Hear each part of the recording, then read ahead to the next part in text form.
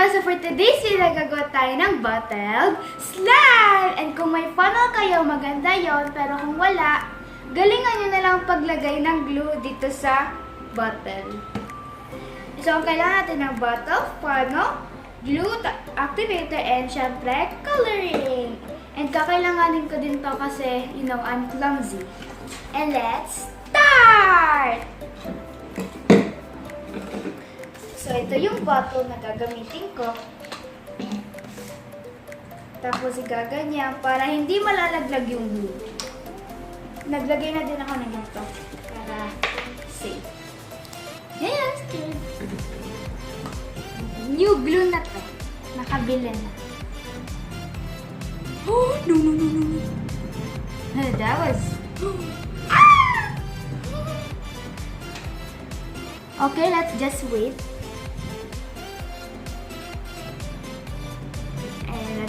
It. I will just close this. And meron pa siya dyan. Ayan na sila. Meron pang nalalaglag, so mag-wait muna tayo. Okay, is that enough? Oh, no. There's not. Ayaw malaglag. Maybe lalagay ko na lang muna siya dito. Like this. Yan, para malaglag. Tapos mamaya kukunin ko na lang. Tapos lalagay tayo ng blue coloring. I don't need the funnel na kasi ganito lang naman siya. Oh, it's gonna be hard to mix. Oh, yeah. It's gonna... I will shake it. Okay, that's good na. Ang ganda nyo, nag-i-spread siya. Ayan no, diba kanina? Ala, parang baboy. Parang ano, yung ilong ng baboy. Tapos lagyan tayo ng activator. Sinet ko muna siya kasi yung mga borax sa ilalim. And tatansyahin ko na. Kasi ko-close muna natin. Hindi ko na kailangan ito.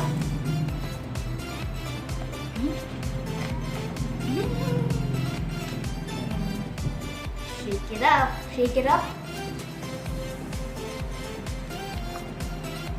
Oh, it's working. Hala, may glue pa sa ilalim. Ah!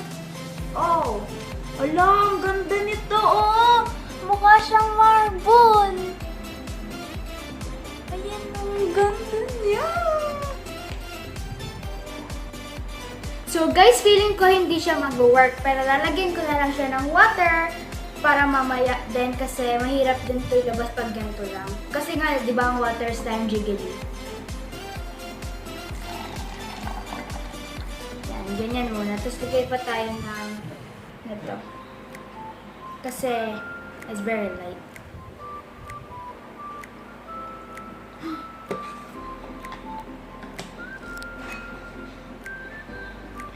Tapos i-close na natin ito.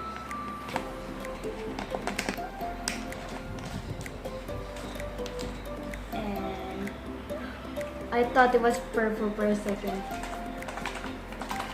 Oh wait, I have to add activator! Oh, see? I'm clumsy.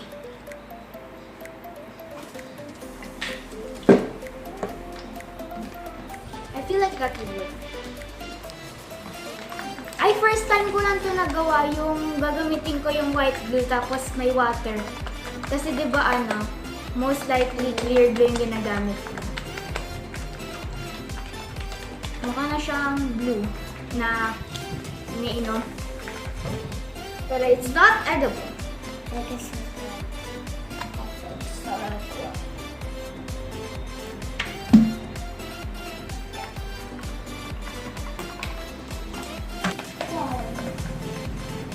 So guys, lalagay na natin siya dito sa bowl. Wala na siyang blue drink.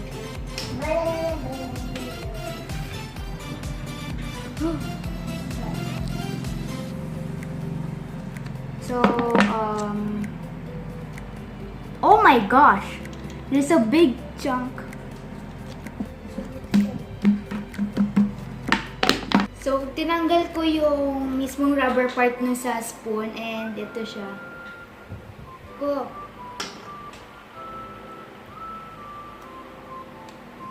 Ito siguro yung nabuo kanina no bago ko siya lagyan ng water. Oh my gosh. Meron pa siya sa loob.